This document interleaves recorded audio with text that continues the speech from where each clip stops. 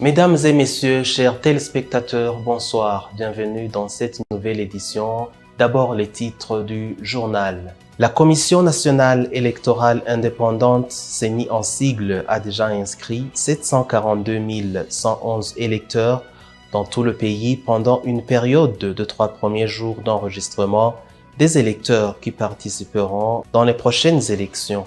Cela a été dit par Prosper Ntahogwamiye, le président de la CENI. La capitale économique Bujumbura abritera le 23e sommet des chefs d'État du COMESA du 28 au 31 octobre 2024. Les préparatifs se déroulent de manière satisfaisante. Les détails et les autres informations, c'est dans quelques instants.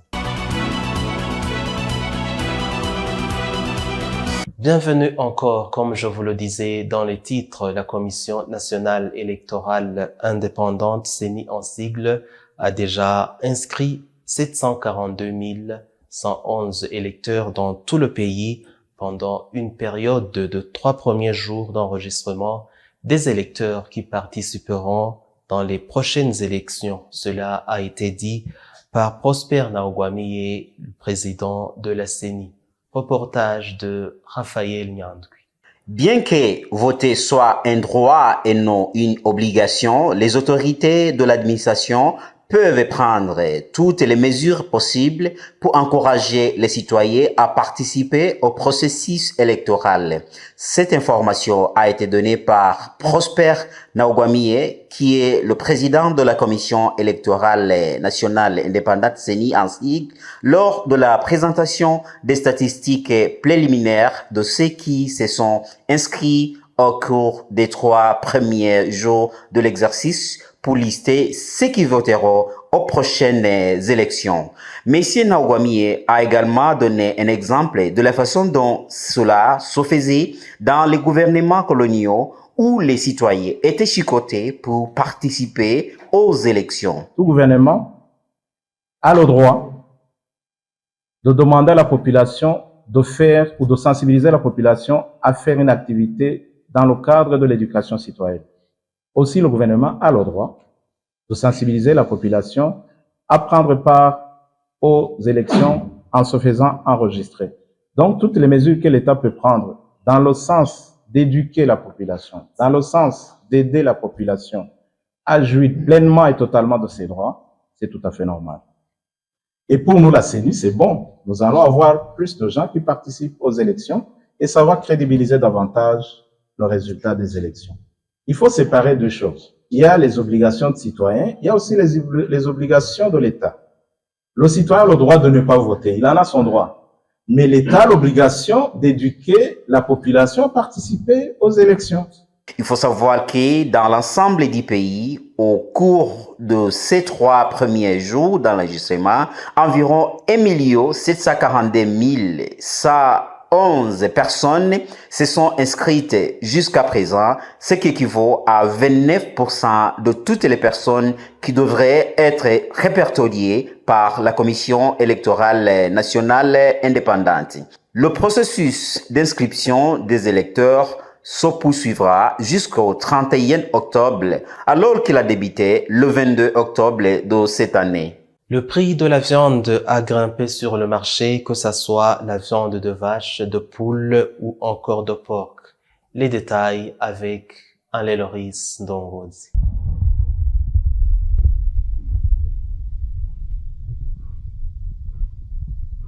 La viande des animaux constitue un des aliments nécessaires pour assurer le maintien de la bonne dynamique corporelle. Actuellement, ce n'est pas tout le monde qui est à mesure de s'en approvisionner à cause de la montée de son prix. Ce problème est partagé pour plusieurs types d'animaux. L'exemple typique est celui des poules, selon le témoignage de ce vendeur.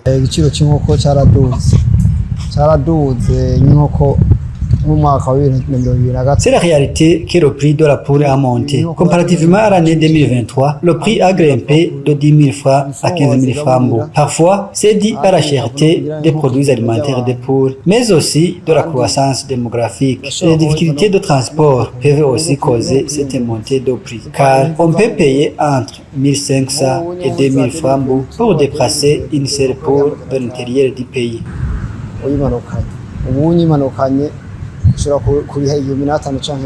Même les amateurs de la viande du porc n'échappent pas à ce problème. Un kilo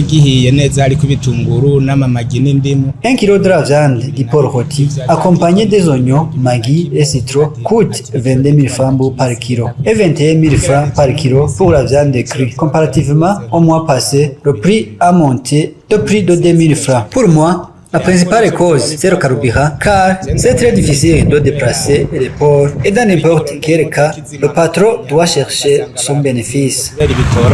kubera rero ijya dépense y'imodoka yazizanye ugasanga umubosi nawe yongeyeko amahera kugira ngo aronke amahera yakoresheje. L'histoire est la même pour la viande de vache qui peut actuellement coûter jusqu'à 30 000 francs le kilo. Les vendeurs de ces bovins racontent que la cause principale de cette montée du prix est la pénurie du carburant, car la majorité des vaches abattues viennent de l'intérieur du pays. Tous ces vendeurs indiquent que ce prix est loin d'être revu à la baisse vu qu'on approche la période des fêtes de fin d'année.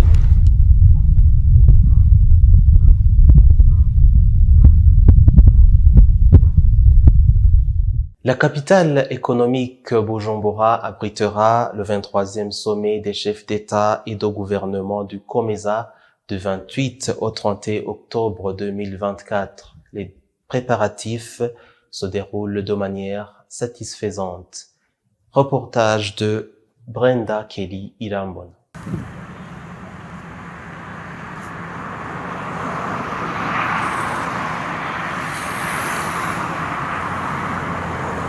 Les travaux de préparation pour la 23e sommet de COMESA ont déjà commencé. Dans la capitale de Bujumbura, dans différentes rues on a pu passer, comme dans la rue RN5 qui mène à l'aéroport international Mekion Dadae, il y a des drapeaux de tous les pays qui vont participer dans ces sommets.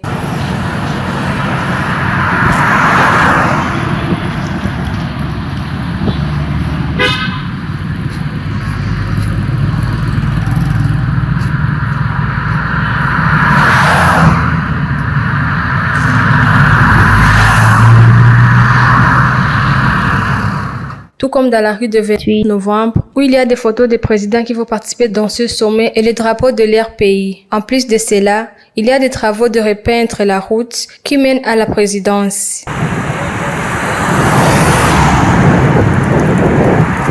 Dans une conférence de presse que la ministre ayant le commerce dans ses attributions a animée le 22 octobre, Marie-Chantal Nijimbele a fait appel aux Burundais de travailler beaucoup pour accroître les exportations vers la communauté COMESA, parce que le taux d'importation est supérieur aux exportations. À titre illustratif, le Burundi exporte à l'intérieur 45 millions de dollars et importe 180 millions de dollars. Le 23e sommet de COMESA va débuter le 28 octobre avec le forum des entrepreneurs qui aura lieu à l'hémicycle de Kigobe et il y aura aussi du tourisme. Le 28 octobre aura le forum des ministres et le 30, l'ouverture du projet appelé Régime commercial simplifié à la frontière de Gatumba et prendra fin le 31 octobre avec le sommet des chefs d'État et le gouvernement du COMESA.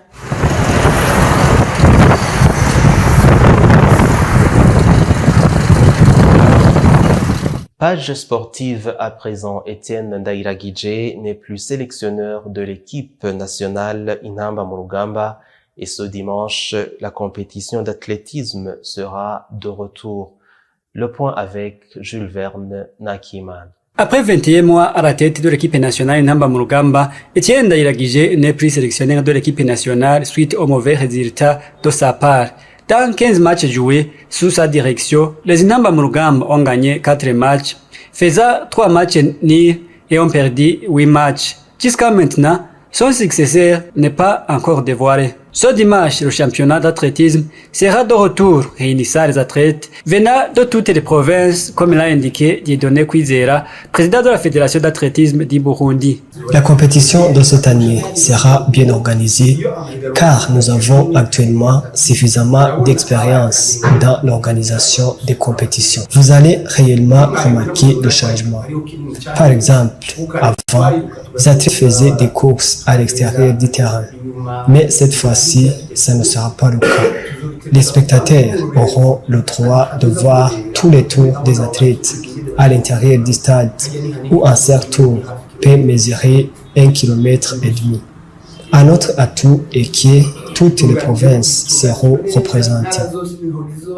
Selon Gahungu Nova, le directeur général de l'assurance car partenaire de la Fédération d'athlétisme au Burundi, demande à l'État d'encourager les entreprises qui soutiennent les travaux d'ordre social. Ahandi usanga nk'amategeko agenga ibintu bya fisika agenga ibintu by'amakori usanga atanga akarusho cyane. Dans les autres pays, la loi sur la fiscalité donne des exonérations aux sociétés qui parrainent les activités sociales. Donc, des exonérations sur les fonds investis dans le sponsoring des différentes activités. Mais tout cela est une question d'argent et ça demande énormément de fonds. Je pense que les présidents des différentes fédérations sportives au Burundi présenteront cette demande au sein de l'Assemblée nationale ou du ministère des Finances.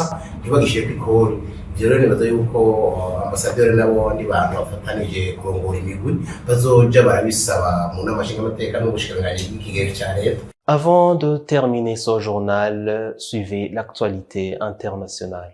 L'ancien gouverneur provincial a été élu président du Mozambique plus de 2 semaines après le scrutin contesté dans la rue. Daniel Chapo a obtenu près de 71% des voix contre 20% des suffrages pour l'opposant Venancio Mondlane qui revendique la victoire et dénonce des tricheries. La participation a été particulièrement faible, à 44% inférieure à celle de 2019, de plus de 7 points. À Nampula, dans le nord-est, des foules ont défilé avec des pancartes comme « Fatigués d'être esclaves de voleurs » ou soutenant Venancio Mondlane. Daniel Chapo devient le premier président mozambicain né après l'indépendance en 1975. Le président nouvellement élu veut privilégier le dialogue pour instaurer un climat de paix dans un contexte politique tendu où la répression policière contre l'opposition suscite de vives inquiétudes. Et au Sénégal, la montée des eaux due au réchauffement climatique menace un petit village de pêcheurs près de Dakar. Aujourd'hui, seules quelques habitations résistent encore aux charges répétées des vagues de l'océan Atlantique.